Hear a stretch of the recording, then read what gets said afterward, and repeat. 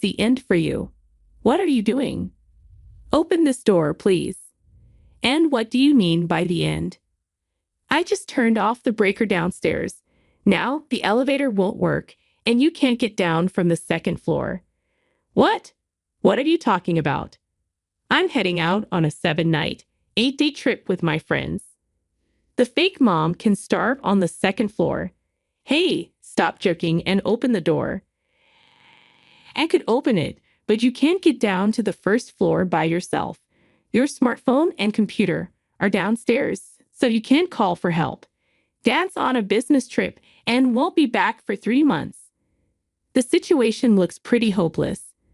My husband's daughter, Emily, really left me, a wheelchair user, stranded on the second floor and went on her trip. This was crossing a line. A week later, when Emily returned home, she felt something was off as she climbed the stairs. Why are you looking so chipper? It seemed Emily couldn't grasp the situation, so I decided to explain it to her. This would probably be my last lesson to her as a mother, so I took my time explaining carefully. My name is Jennifer. I'm a 34-year-old programmer, just a regular person with a job, a marriage, and kids. But there's one thing that sets me apart. I've been wheelchair-bound since a traffic accident in middle school. When the accident happened, I was unconscious for 3 days and bedridden for treatment afterward. When I woke up, I didn't realize for a while that my legs had stopped working. I only knew my legs were paralyzed when my mom broke the news to me. Mom, when will I start rehab? I want to play basketball again soon. If I take it easy, I might lose my spot on the team. Think the doctor will have something to say, but the truth is, I cried all day after hearing the cruel reality from my mom. It must have been hard for her to tell me. She cried with me all day, but my tomboyish, mischievous, and lively nature helped me bounce back quickly. Well, what's done is done. What matters is what comes next. Life in a wheelchair was inconvenient, but not as bad as I had imagined. Over 20 years have passed since the accident, and I've adapted so well to wheelchair life that it surprises people. I still have some upper body strength, so I can manage the bathroom alone if I try. I chose a company understanding of my wheelchair needs and now mainly work from home. I go to the office about 2 or 3 times a month for meetings, commuting by car. I drive myself using a specially adapted vehicle that can be operated solely with my hands, and sometimes I go for drives on weekends. I enjoyed wheelchair basketball in my 20s. There have been challenges, but overall, I'm satisfied with my life, and even managed to get married, something I had given up on because of my disability. Does this setup work for you? Your parents' house seemed more elaborate. That was just my parents going overboard because they weren't sure what I needed. This is enough for me. We just need to install a lift for the stairs. I can't install a lift myself. Guess we'll have to wait for the professionals. I married Kevin, who is 7 years older, just last year. Our meeting wasn't dramatic, just a typical workplace romance. After getting married, Kevin and I rented a house and made it wheelchair accessible with permission. Wheelchair accessible meant simple things like installing portable ramps and handrails. The only major addition was a rail lift for getting to the second floor, and that's how our sweet newlywed life began. Or at least that's what we thought. I'm home, Jennifer. What's for dinner? Weren't you with your mom today? Didn't you eat anything there? She said she had some errand and left early. Oh dear, you should have told me. If you needed dinner, I always say that. Am I sorry about that? My husband, Kevin, is a divorcee with a child, but his daughter, Emily, is already an 18-year-old college student. I've known her since before we got married, and we have a good relationship. She calls me Jennifer. Emily also gets along well with Kevin's ex-wife, Mindy, meeting her sometimes and distinguishing her as mom. Despite potential issues like my disability or the dynamics with Emily, I felt joy that our family life started without any trouble. But unbeknownst to me, Seeds of trouble were growing behind the scenes. A year into our marriage, Emily, who had been friendly, became increasingly distant, now barely conversing. "Welcome back. Do you want dinner?" "No, I don't." Upon returning home, Emily would go straight to her room on the second floor, hardly coming out. It's hard for me to go upstairs without the lift, so my life is centered around the first floor. I only go upstairs about once a month to retrieve clothes or items from the storage room. For Emily, avoiding me, the second floor is a convenient refuge. I have no idea why my daughter has become distant towards me. I've even discussed this with my husband. Did I do something to make Emily dislike me?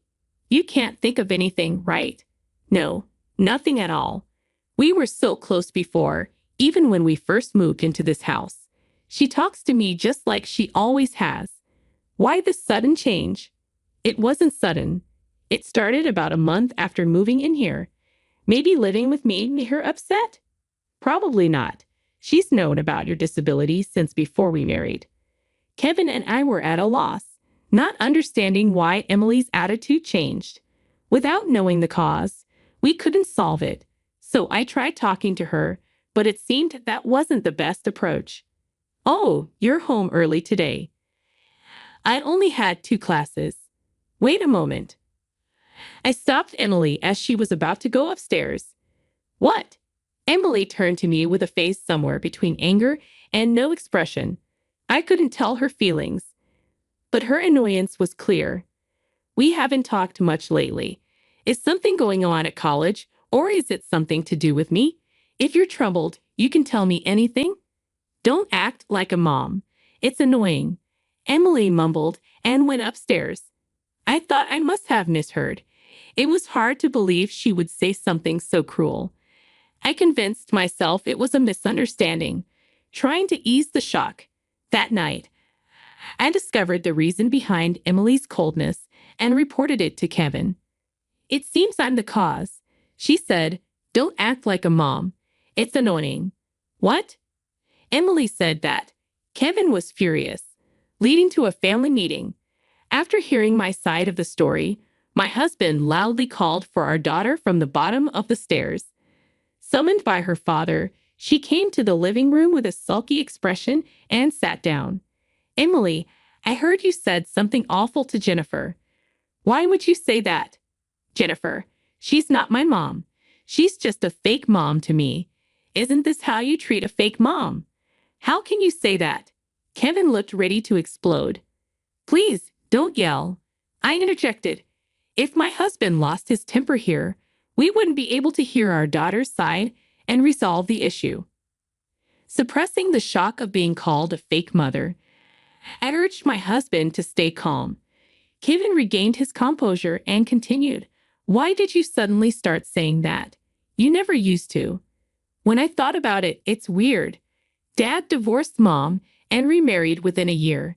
You must have been cheating with Jennifer while still married, right? Otherwise, it doesn't make sense. I've known Jennifer for over 10 years. We worked together. That's why we got married quickly. And about cheating, Dad was always busy with work, leaving Mom lonely. Maybe the divorce was partly your fault too, Dad. Emily, Kevin's a busy software engineer. His work is for the family. I tried to explain. "Shut up. It's all your fault. You ruined our lives." My daughter screamed, slamming the table. She stood up quickly and stormed out of the living room. I didn't understand why she would think such a thing, but it seems she believes I stole her father from his ex-wife. I think I kind of understand the reason now. Let's leave it at that for today. Emily seems to be misunderstanding something, so Jennifer, just keep your distance from Emily for now. I'll clear up her misunderstanding. I decided to trust my husband's words and leave it to him. However, despite his attempts to clear up our daughter's misunderstanding, she was no longer willing to listen. "Why are you so cold to your mom? How long are you going to stick with that fake mom nonsense? Just get a divorce already. What do you dislike so much? It's her very existence." The fake mom. When my husband talked to our daughter, She would confront me when he wasn't looking. You told Dad to talk to me again, didn't you? Don't get too comfortable just because you have him on your side. That's not true. How can I believe anything from you who stole Dad from Mom? My daughter kicked the laundry I had folded. With my mobility issues, it was a struggle to pick up the clothes that were kicked out of my reach. Knowing this, she deliberately kicked the pile from the bottom to make the clothes fly further. Watching the scattered laundry, she seemed satisfied and went upstairs. While I picked up what I could reach, my husband would scold our daughter, who would then take it out on me. This pattern had become the routine. To resolve my daughter's misunderstanding, we needed to keep talking, so this cycle would likely continue. However, just when I was preparing to keep dealing with my daughter patiently, my husband's long business trip was unfortunately scheduled. I'm sorry to leave you two alone while this is still unresolved. It's work, so it can't be helped. Maybe the company thinks it's okay because I'm too tough. Maybe I should be the one apologizing to you. It's okay if resolving things with Emily gets pushed back 2 or 3 months. I sent my husband off with a smile, not wanting to worry him more than necessary. Honestly, I felt uneasy about being alone with my daughter for 3 months, but there hadn't been any physical violence, so I shouldn't be overly anxious. That's what I thought. But my daughter's behavior escalated quickly once my husband was out of the house. 3 days after he left for his business trip. Why is the picnic blanket here? Maybe Emily was using it, but she seemed to have left earlier. Decided it was okay to tidy up the picnic blanket and took it to the storage room upstairs. As I went upstairs, I heard the front door open. Is Emily back already? Curious about my daughter, but continuing to the storage room. Placed the picnic blanket inside. Suddenly, the door to the storage room slammed shut. This is the end for you. What are you doing? Open this door. It seemed I had fallen into my daughter's trap. She was holding the door from the outside, and I couldn't budge it from my wheelchair. However, the storage room door didn't have a lock. She couldn't keep holding it forever. So what did she mean by the end for me? Do you want me to open it? I'll open it soon. But first, just listen to me. I don't want to see your face, and you move surprisingly quickly for someone in a wheelchair. She locked me in the storage room to avoid any retaliation from me. Indeed, being physically trained in basketball, I could understand her caution. But apart from that, her decision wasn't very wise. Do you think I'm going to hit you? And what do you mean by the end? Just turned off the breaker downstairs. Now the elevator won't work, and you can't get down from the second floor. What? What are you talking about? I'm going on a 7-night, 8-day trip with my friends. So I'll help you in a week. Starve on the second floor. Fake mom. Hey, stop joking. Open the door. I can open it, but you can't get down to the first floor alone. Your smartphone and computer are downstairs, so you can't call for help. And Dad's on a business trip and won't be back for 3 months. The situation looks pretty hopeless. Why are you doing something so terrible? Because you stole Dad from Mom. Just get a divorce already. Then Mom can remarry Dad. She even broke up with her boyfriend thinking Dad would come back to her. If she knew about Mom's feelings, Kevin would never remarry Mindy. What do you know? Good luck surviving. The sound of hurried footsteps faded away. Emily must have run out of the house. When I opened the door of the storage room, no one was there. I stepped into the hallway and headed towards the stairs. Passing by Emily's room, I noticed a board about 8 inches high fixed at the bottom of her door. It was made so the door could be opened, but I couldn't enter the room in my wheelchair. Emily had found a clever way to trap me on the second floor while also maintaining her privacy. Reaching the stairs, I found a few pieces of bread and a bottle of water on the floor, likely a precaution to ensure I didn't starve to death. However, while I could drink tap water for hydration, The bread was clearly not enough for a week. Her intent to starve me seemed serious. This had crossed a line. I resolved to teach Emily and whoever orchestrated this situation a harsh lesson. A week later, Emily returned from her trip. I secretly observed her taking off her shoes at the entrance. Hiding at the back of the room, she stepped into the house and started looking around, sensing something different about the house today. The stair lift was on the first floor, and there were unusual shoes at the entrance. However, my daughter, seemingly oblivious, felt something was off but couldn't quite put her finger on it. As usual, she quickly went upstairs, unaware of the exact cause of her unease. I followed her, and halfway up the stairs, I heard her loud voice. "Why are you here?" "Shall I explain?" "What? How come you're looking so well?" Emily was surprised to see me peeking from the storage room and even more startled when I spoke from behind her. My daughter, in a state of constant surprise and confusion, widened her eyes and stared at me, desperately trying to make sense of the situation. "You're not starving at all." "Of course I'm not. You might have thought you trapped me on the second floor, but that wasn't really a trap." "But wasn't the stair lift supposed to be unusable?" "The lift is battery powered, so it works even when the breaker is off. It's a standard feature for power outage situations."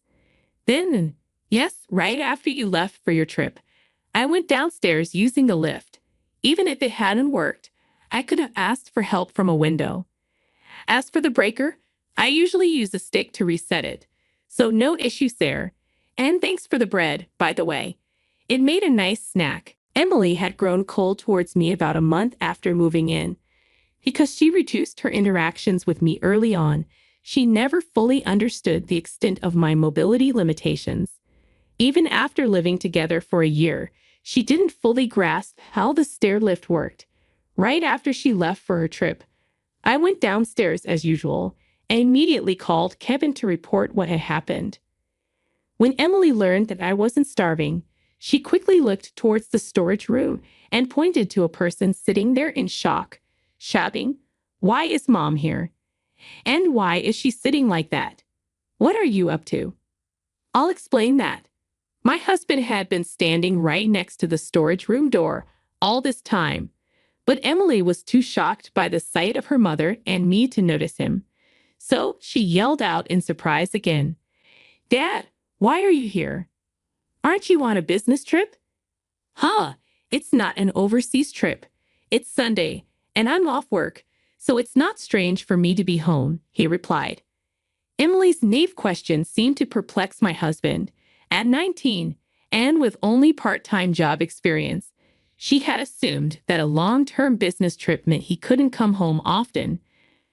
However, his business trip was just a 3-hour drive away, and he planned to return home every 2 weeks.